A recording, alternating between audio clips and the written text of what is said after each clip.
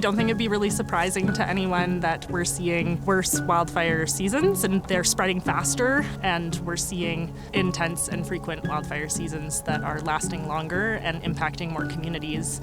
We are going to see communities that continue to grow, and we need to do more work to decrease the risk for communities. It is as simple as a couple of collectives that could make the difference of a wildfire entering community. The local FireSmart Collective program is a new, innovative way to start a conversation with the people who are around you.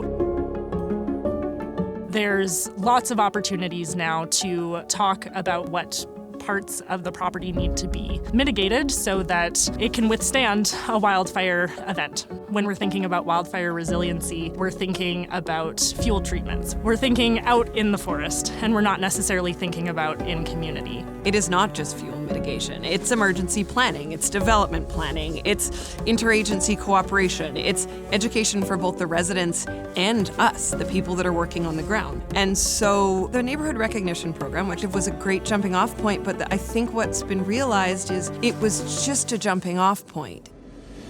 This new program will give us an opportunity to expand on some of the really good work people are already doing and motivate them to continue. Really at the core of the program is the education aspect. We've seen communities and people change completely from fear to understanding what is achievable, and in particularly the action that they can do, and getting the whole area ready for an eventual wildfire. It's a great program to really start to learn more about FireSmart, but also with the tiered system, it's furthering the work that neighborhoods already in British Columbia are doing.